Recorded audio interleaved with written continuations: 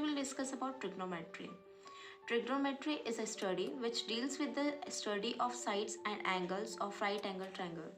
ठीक है, trigonometric study को बोलते हैं जिसमें हम राइट एंगल ट्रायंगल के बारे में स्टडी करते हैं, जिसमें हम उसके साइड्स और एंगल्स के बारे में बेसिकली पढ़ते हैं. ठीक है, उसमें क्या आता है, पूरा ट्रिग्नोमेट्री आता है.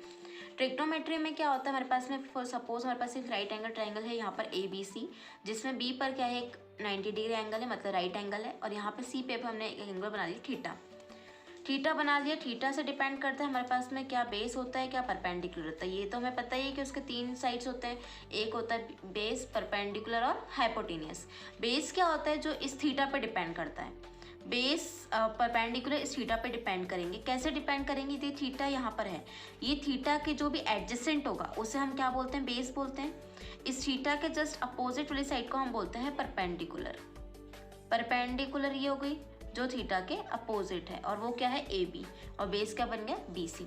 90 डिग्री के जस्ट अपोजिट वाली होती है हाइपोटेनियस. ये क्या हो गई हमारे पास में, हाइपोटेनियस हो गई, ये हाइपोटेनियस हो गई. ये तो हमारे पास में किसके हो गए, पूरे राइट एंगल ट्रायंगल में उसके साइड्स के बारे में हो गया. देन लेट सपोज यदि ये थीटा तो यहाँ पर था, तो मेरे पास बेस ये बना, परपेंडिकुलर ये बन गया. सपोज कर लो यदि मेरे पास यहाँ पर एंगल होता थीटा, अभी मेरे पास एंगल कहाँ पर होता है, ये थीटा. तो ये इस थीटा के एडजेसेंट क्या है, AB. तो यहाँ पे एडजेसेंट मतलब बेस क्या होता मेरा, ये AB बन जाता. इस थीटा के अपोजिट मतलब सामने वाली साइड कौन सी, यहाँ पे BC, तो ये मेरा बन जाता परपेंडिकुलर. और हाइपोटेनियस तो सेम रहता है, यही का ये AC का AC रहता है. ठीक है, अब हम डिस्कस करेंगे थोड़ा सा ट्रिग्नोमेट्रिक रेशियोज के बारे में.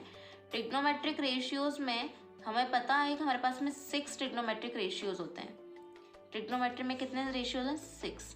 सबसे पहले हम 1 बाय 1 सबके बारे में डिस्कस करते हैं. सबसे पहले हम देते हैं साइन थीटा. थीटा एंगल क्यों ले रहे हैं, कि यहाँ पे एंगल कितना चल रहा है, थीटा.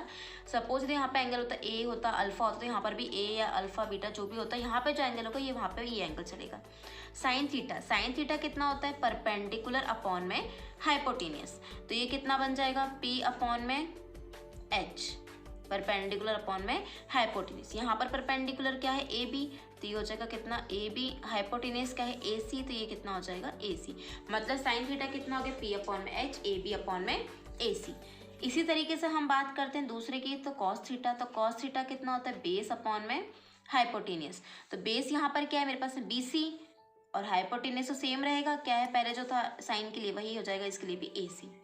हम बात करते हैं टेन थीटा के लिए. तो टेन थीटा क्या होता है, P अपॉन में B. P क्या है मेरे पास में, AB. बेस क्या है मेरे पास में, BC. तो ये कितना लिख दिया हमने, BC.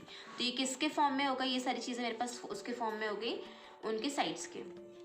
देन अब हम निकालते हैं उनके ट्रिग्नोमेट्रिक रेशियोज, बट किसके फॉर्म में चलेंगे, वो उनके खुद के फॉर्म में, साइन कॉस के फॉर्म में ही हमें अब उनके ट्रिग्नोमेट्रिक रेशियोज निकाल के देने हैं. साइन है तो किसके फॉर्म में आएगा, दूसरे किसी के फॉर्म में आ जाएगा. सपोज हमारे पास में, इसके लिए हमने सपोज कर लिया हमारे पास में एक हेक्सागन है. हेक्सागन क्या होता है, 6 साइड का फिगर होता है. हम सपोज करते हैं, सिर्फ हमें यहाँ पर एक चीज़ इतनी सी याद रखनी है, जो याद रखने के लिए इस ट्रिक के लिए, वो क्या है, tan theta equals to sin theta upon में कॉस थीटा. ये 3 ट्रिग्नोमेट्री, ये 3 चीज़ें, रेशियो की 3 चीज़ें, साइन और कॉस, टेन साइन कॉस, इतना याद रखना है. तो यहाँ से हम स्टार्ट करते हैं. यहाँ पे हमने लिख दिया टेन थीटा, एक एक वर्टेक्स को हम नाम दे देते हैं. ये हो जाएगा मेरे पास में साइन थीटा, ये हो जाएगा कॉस थीटा. टेन का अपोजिट क्या होता है, कॉट थीटा. साइन का अपोजिट नहीं भी याद है, या फिर इधर ऐसा याद रख लो, तो यहाँ पे आ जाएगा कोसेक थीटा, और यहाँ पर आ जाएगा मेरे पास में क्या बचा, सेक थीटा. मतलब यहाँ से जो राइट साइड के जितने भी होंगे वहाँ पर C चलेगा, और बाकी जो बचे होंगे वो लेफ्ट हैंड पे आ जाएंगे. इतना याद रख सकते हो आप. मैं अपोजिट वर्टेक्स को यहाँ पर ज्वाइन कर देती हूँ. अपोजिट वर्टेक्स को ज्वाइन करने के बाद मुझे क्या पता चलता है, सबसे पहले हम लेते हैं साइन. साइन क्या बन जाएगा, साइन थीटा. साइन थीटा के अपोजिट क्या है, कोसेक. इसका रेसिप्रोकल हो जाएगा, तो 1 अपॉन में कोसेक थीटा. देन इधर हम ऐसे ही कोसेक थीटा का निकालेंगे, तो ये कितना हो जाएगा, 1 अपॉन में साइन थीटा. ये इसके अपोजिट. ठीक है, अब हम मान लो निकालते हैं कॉस का. तो कॉस थीटा कितना होता है, 1 अपॉन में कॉस के अपोजिट क्या आ रहा है, सेक थीटा, तो 1 अपॉन में सेक थीटा अपॉन में. देन ऐसे ही मुझे किसका निकालना है, सेक थीटा का निकालना है. सेक थीटा कितना हो जाएगा, 1 अपॉन में कॉस थीटा. फिर हम निकालते हैं किसका, टैन थीटा के लिए. टैन थीटा के लिए कितना हो जाएगा, 1 अपॉन में टैन के अपोजिट क्या है, कॉट थीटा. और वहीं अगर हम किसका निकालें, कॉट थीटा का निकालेंगे तो कितना हो जाएगा, 1 अपॉन में tan थीटा, इतना हो गया। ये तो मेरे पास में क्या हो गए, सारे उनके रेशियोज हो गए, जो हमने साइड्स में भी देख लिए और हमने साइन कॉस के फॉर्म में भी सारे रेशियोज उनके देख चुके हैं। नेक्स्ट अब हम निकालते हैं उनकी कॉम्प्लीमेंट्री एंगल्स के। कॉम्प्लीमेंट्री एंगल्स क्या होते हैं? कॉम्प्लीमेंट्री एंगल्स क्या होते हैं? कॉम्प्लीमेंट्री एंगल्स वो एंगल्स होते हैं, वो दो एंगल जिनको मैं प्लस करूँ तो उनका सम कितना आना चाहिए? 90 डिग्री आना चाहिए। सम कितना आना चाहिए? 90 डिग्री आना चाहिए। उन्हें हम क्या बोलते हैं? कॉम्प्लीमेंट्री एंगल्स बोलते हैं। कॉम्प्लीमेंट्री एंगल्स के लिए भी हमने यहाँ पर क्या कर देते हैं, हम डायरेक्शन ड्रॉ कर लेते हैं। साइन का उल्टा चलेगा किससे? कॉस से, सेक का कोसेक से, और टेन का कॉट से। अब यहाँ पर अभी तो पहले हमने अपोजिट में लिया, अब हम इनके सामने सामने की डायरेक्शन को लेंगे। सबसे पहले हम किसको निकालते हैं? साइन के लिए। तो साइन 90 माइनस थीटा, साइन के अपोजिट क्या रहा है? कॉस, तो साइन 90 माइनस थीटा कितना हो जाएगा? Cos theta. ऐसे ही कॉस के अपोजिट के लिए मैं निकालूंगी तो कॉस 90 माइनस थीटा कितना हो जाएगा? कॉस का अपोजिट क्या आ रहा है? साइन, तो साइन थीटा। टेन थीटा के लिए निकालूंगी तो टेन 90 माइनस थीटा, उसका अपोजिट क्या आ रहा है? टेन के अपोजिट क्या है? कॉट थीटा, तो यहाँ पे कितना आ जाएगा? Cot theta.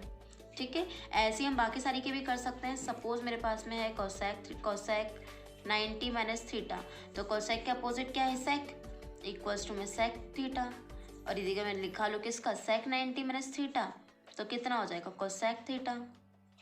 और ऐसे ही हम निकाले कॉट 90 माइनस थीटा, तो कितना हो जाएगा? Tan theta. ये तो क्या अगर ट्रिग्नोमेट्रिक एंगल्स हो गए। ठीक है, कॉम्प्लीमेंट्री एंगल्स हो गए। कॉम्प्लीमेंट्री एंगल्स के बारे में बाद में हम निकालते हैं ट्रिग्नोमेट्रिक आइडेंटिटीज। ट्रिग्नोमेट्रिक आइडेंटिटीज में 3 आइडेंटिटीज हैं हमारे पास में। उसके लिए भी हम सपोज कर लेते हैं कि मेरे पास में एक हेक्सागन है। इस हेक्सागन में भी हम इसके अपोजिट वर्टेक्स को ज्वाइन कर देते हैं। बट हाँ, इसमें हमें बीच में इतना सिर्फ मानना है कि यहाँ पे हम कितना मान सकते हैं कि यहाँ पे हमारे पास कितना चल रहा है? 1 चल रहा है।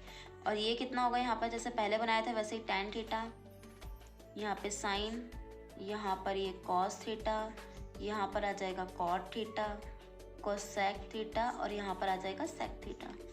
इस बार हम क्या करते हैं, इनमें से हम 3 को, इसके 3 जो बन रहे हैं हम इन्हें क्या कर लेते हैं? थोड़ा सा डार्क कर लेते हैं।